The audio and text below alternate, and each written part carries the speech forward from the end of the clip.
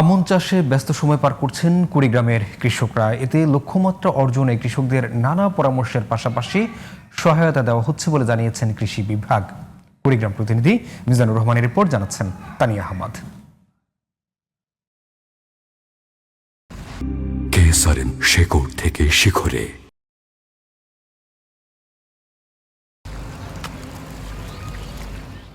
উত্তরের সীমান্ত ঘেঁষা ১৬টি নদ নদী বেষ্টিত জেলা কুড়িগ্রাম। এ জেলার ৯ উপজেলার ৯৫% মানুষ কৃষির উপর নির্ভরশীল। এবছর বন্যার পানি আগে নেমে যাওয়ার সাথে সাথে আমন ধানের চারা রোপণে ব্যস্ত সময় পার করছেন চাষিরা।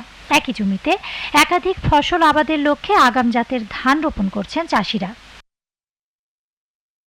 এবছর কীটনাশক ও সারের দাম বেশি হওয়ায় বিপাকে পড়েছেন কৃষকরা।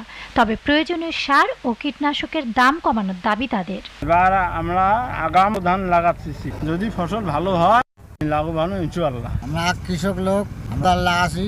সার আর ওষুধ যদি একটু কমাইতে পারেন তাহলে তো আমরা একটা উপকার পেতে পারি। ওষুধের দাম বেশি, সারের দাম বেশি। এবার আমরা লাগাচ্ছি, গত সিজনের সাথে এবার খরচ বেশি। লক্ষ্যমাত্রা পূরণে কৃষকদের নানা পরামর্শ দেওয়া হচ্ছে বলে জানান কৃষি বিভাগ। আমরা আশা করছি যে বাকি যে লক্ষ্যমাত্রা রয়েছে সেটা আমরা দ্রুত অর্জন করতে পারবো। কারণ হচ্ছিল যে আমাদের রৌমারী এবং চররাজপুর উপজেলায় রোপণটি একটু দেরিতে সম্পন্ন হয়, যার ফলে আমরা এখন পর্যন্ত 100% লক্ষ্যমাত্রা অর্জন করতে পারি। তবে অতি শীঘ্রই আমরা এই লক্ষ্যমাত্রা অর্জন করতে পারবো। চলতি আমন মৌসুমে জেলায় আবাদের লক্ষ্যমাত্রা ধরা হয়েছে ১,২১,৬০০ হেক্টর জমিতে। Tania Ahmed, GTV news.